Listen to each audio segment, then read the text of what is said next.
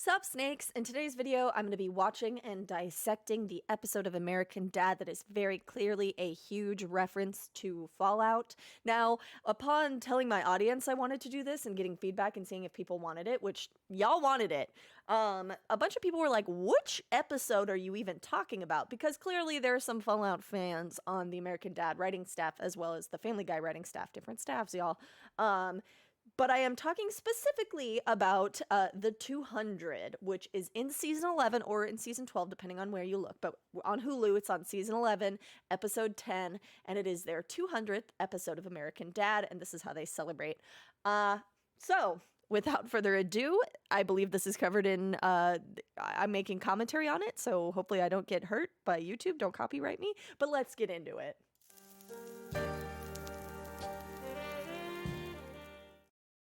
All right, so we open the episode with a gray, post-apocalyptic looking background, and a song is playing over it, Oh Shenandoah, which, if you know anything about Fallout 76, this gives that vibe.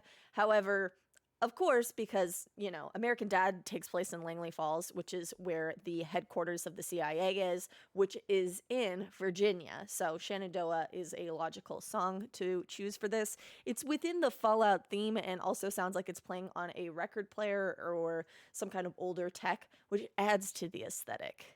I did flip this backwards just in case, by the way. Oh, Shenandoah,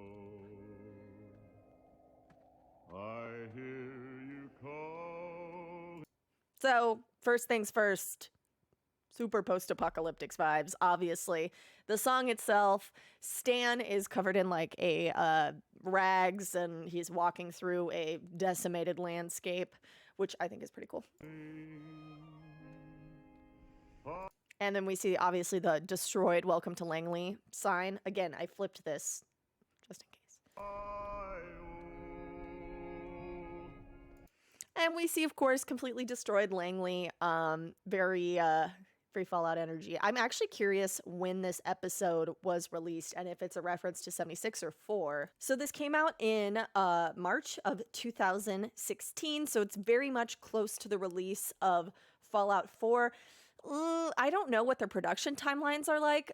So it could even be a hint more at the announcement of Fallout 4, because it does take them a little bit of time to produce these cartoons. This isn't South Park with 6 days.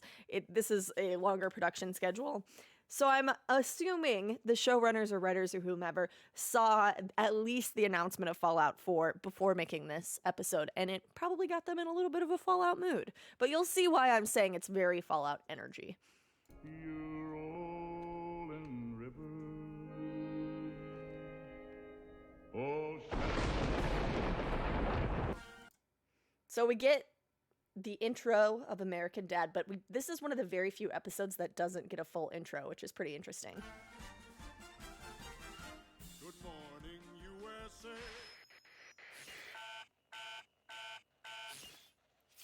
Come on, that is such a Fallout reference if I have ever seen one. They obviously cut to the emergency broadcast logo with the American Dad logo over it. This is so on par for Fallout 4's announcement for Fallout in general, obviously. And with it coming out in 2016, it makes me really think that they at least saw the announcement of Fallout 4, which happened in the summertime of 2015.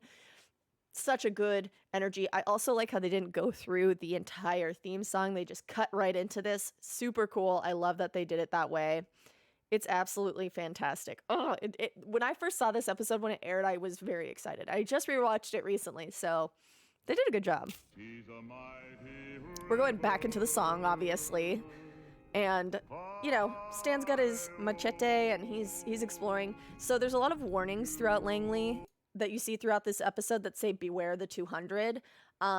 This will come into play later in the episode, but that is a very like Fallout energy, graffiti on different things. Obviously, this is a reference to numerous source material, not just Fallout, so is Fallout, like Mad Max energy, things like that. But that warning, the emergency broadcast, very Fallout.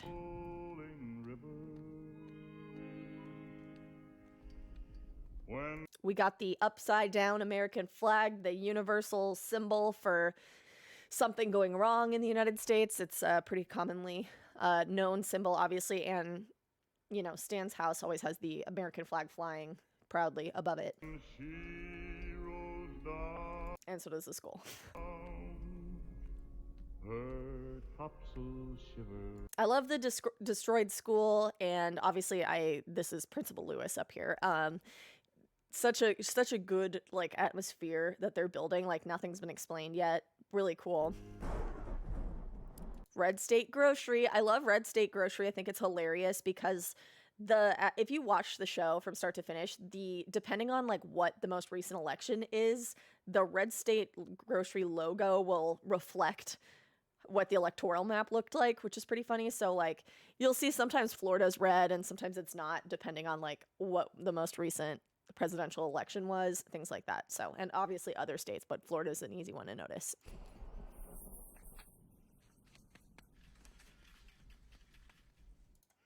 So we got a guy here looking for Stan. I love immediately going into a grocery store.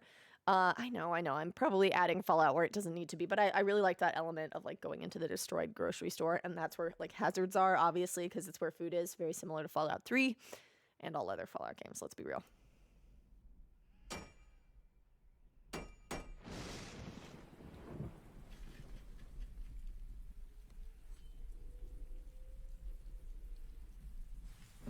I like the elements of like there's flowers that aren't destroyed yet, like because they're artificial, things like that.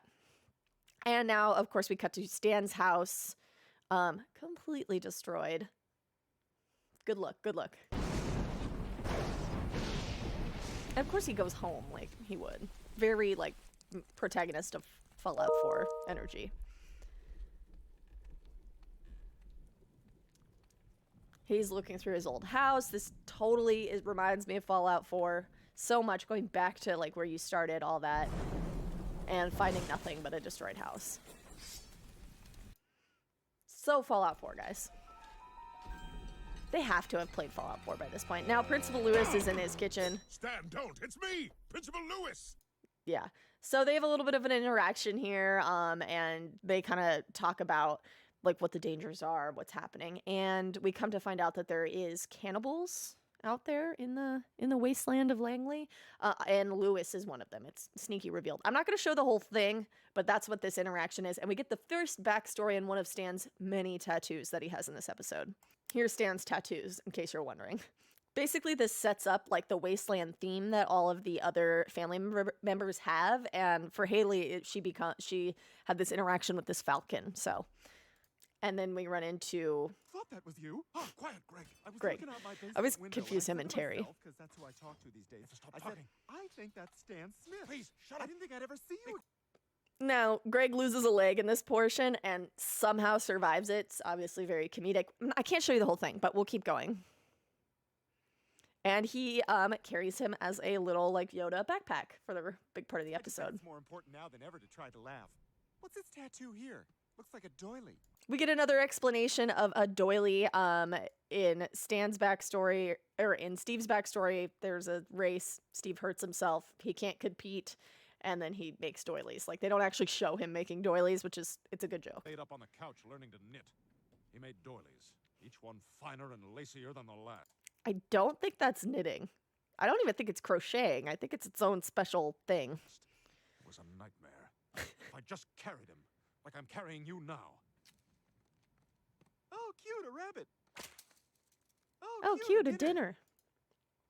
So, of course, we see these other, like, wasteland marauders here, and they have snares, they're catching things.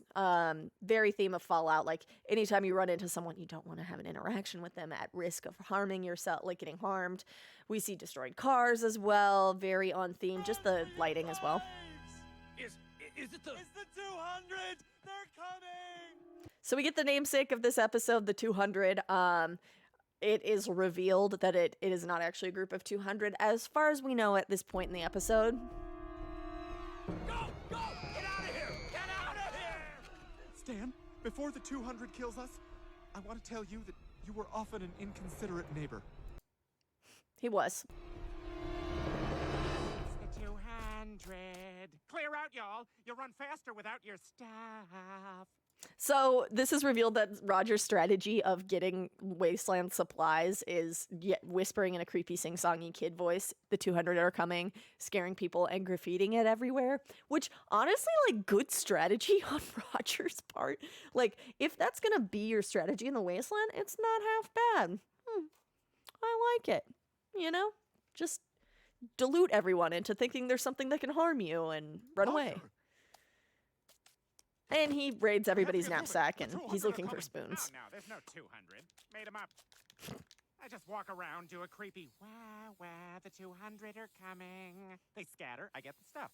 It's mostly tin plates, a lot of spoons. I have so many spoons now, I'm like the Little Mermaid. I'm like... Yep, classic solid Roger. Roger also says, like, it doesn't matter that he's an alien. They don't have to explain it to Greg, which I thought was a nice little touch.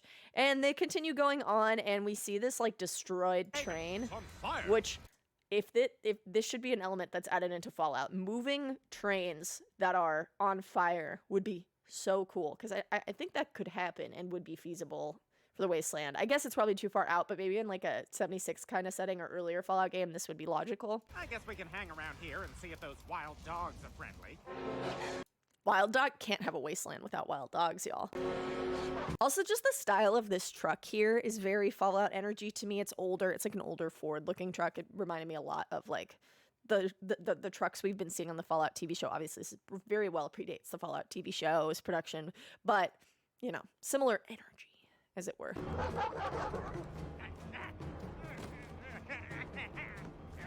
So they get on the train. They nearly lose Greg, but Greg somehow defeats the dogs, of course. We get another tattoo backstory, which is probably one of the best one. Of course, it's Francine's. Stan won't take out the garbage, so she has to chase after the garbage truck. I can't play the song, I'm pretty sure, but it's a Ferris Bueller reference, complete with the song. And even the scene where he introduces himself to the two ladies. But instead, Francine says, Stan's been watching y'all from our upstairs window.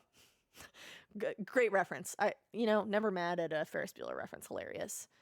So she gets all these skills from that, which is strength. Now, Greg, once again, this is a common joke through this episode, gets nearly captured again, and again escapes. Good for Greg. So we see this guy on a stick, and the cannibals are coming. They get captured by Principal Lewis. Cannibals in Fallout is a common thing, and I think post-apocalyptic in general, it would be a thing. Although I would be really worried about disease, especially since he's consuming them raw. We then do his final flashback where he says, see ya, wouldn't want to be ya, and that's the last thing he said to them. And we get the big reveal.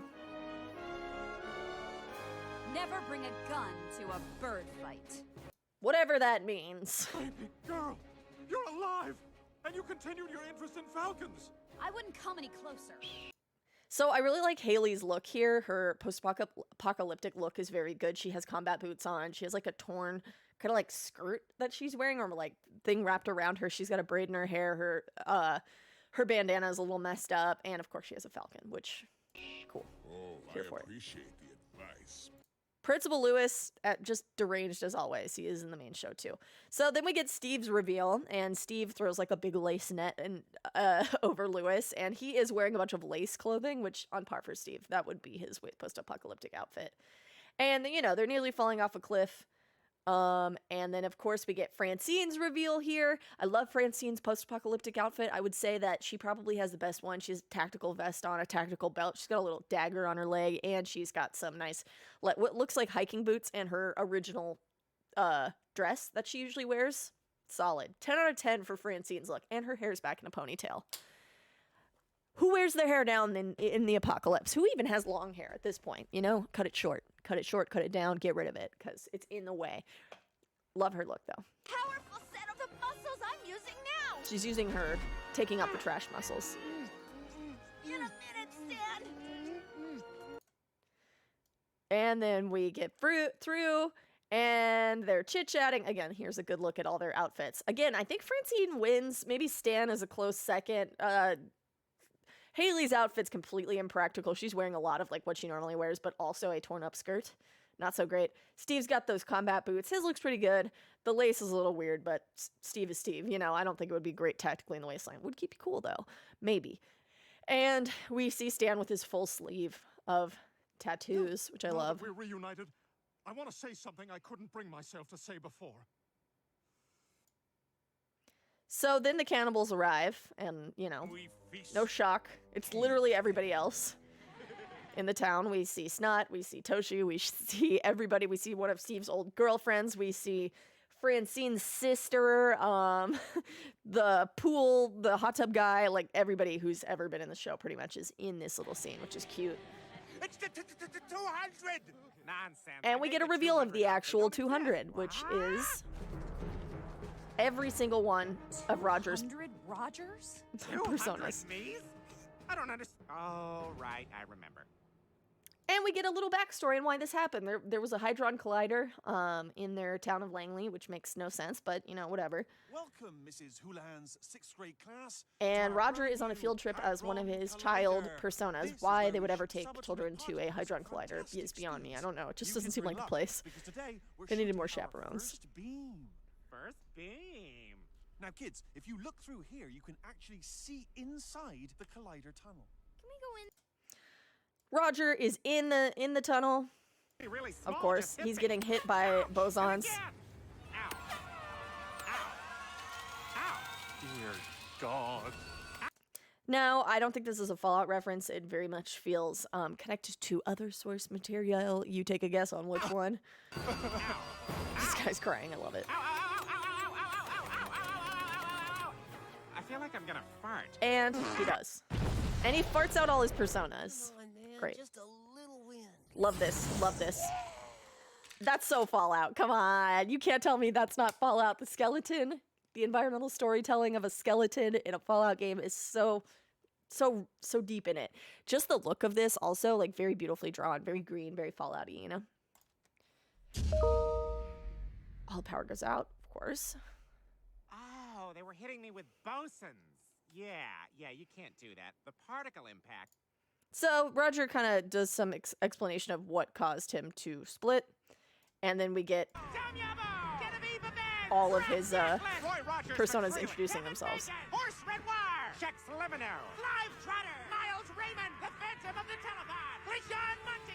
And I want to point out that every single one, even the ones that aren't named, are ones he's been in episodes. Captain Francois Dubanet, Roland Chang, General Juanito Pequeño,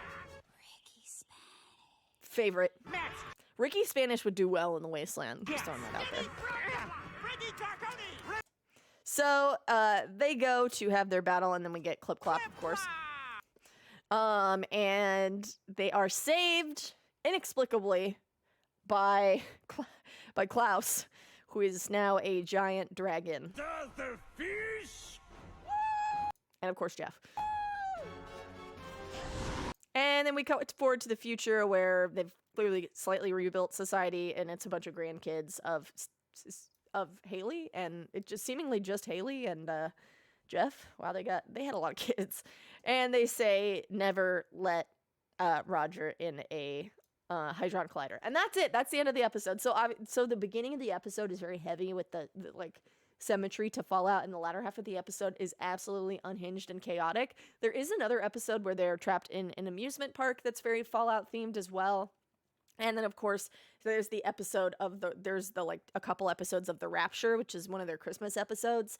And that's another episode that's very post-apocalyptic too. I might cover those together in a separate video. And then, of course, Family Guy also has some interesting Fallout references in a few episodes too. But I think this one is so heavily connected to Fallout 4's announcement and release that it was just impossible to not see the references here, which is super interesting. But let me know what you think. Did you catch all the references like I did? Did I miss anything? Let me know in the comments, and you have a great and safe day in the Wasteland. See you in the next video.